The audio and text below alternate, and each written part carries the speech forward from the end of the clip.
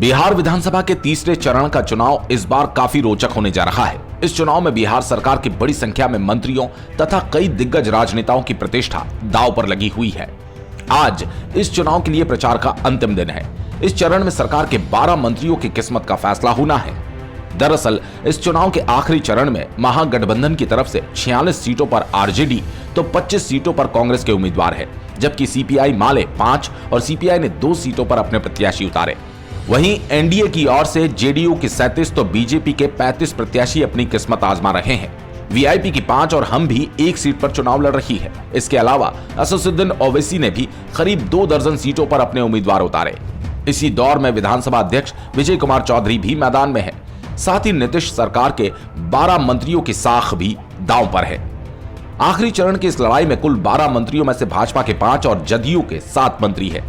जदयू में सिकटा से फिरोज अहमद उर्फ खुर्शीद, बाबू बरहई से दिवंगत मंत्री कपिल देव कामत की बहू मीणा कामत, लोकहा से लक्ष्मेश्वर राय, सुपौल से विजेंद्र प्रसाद यादव, रुपौली से बीमा भारती, बहादुरपुर से मदन सहनी और आलमनगर से नरेंद्र नारायण यादव की प्रतिष्ठा दांव पर है।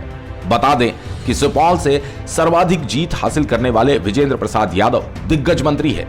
विजेंद्र प्रसाद यादव 8वीं बार विधानसभा में पहुंचने की तैयारी में है, जबकि भारतीय जनता पार्टी से मुजफ्फरपुर से सुरेश शर्मा, मोतिहारी से प्रमोद कुमार, बेनीपट्टी से विनोद नारायण झा, बनमनखी से कृष्ण कुमार ऋषि और प्राणपुर सीट से दिवंगत मंत्री विनोद सिंह की पत्नी निशा सिंह किस्मत आजमा रही हैं।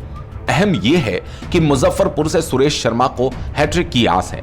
मोतिहारी से प्रमोद कुमार लगातार 5वीं जीत हासिल करने के लिए ताल ठोक रहे हैं।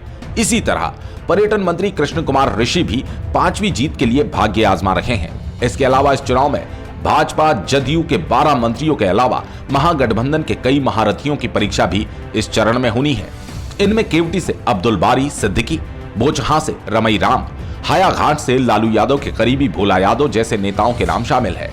वहीं सुरसंड से सैयद अबू दोजाना, पातेपुर से शिवचंद्र राम, सहरसा से लवली आनंद, खजौली से सीताराम यादव, जोकीहाट से सरफराज आलम, मधेपुरा से चंद्रशेखर, परिहार से ऋतु जायसवाल और मोरवा से रणविजय साहू की साख भी दांव पर लगी है।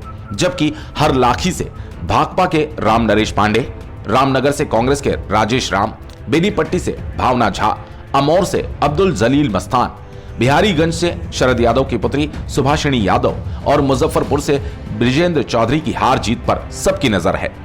बहरहाल इन प्रत्याशियों के भाग्य का फैसला 7 नवंबर को ईवीएम में कैद हो जाएगा। अब देखना दिलचस्प होगा कि कौन सा नेता अपनी प्रतिष्ठा को बचा पाता है और किसकी प्रतिष्ठा दांव पर लगती है।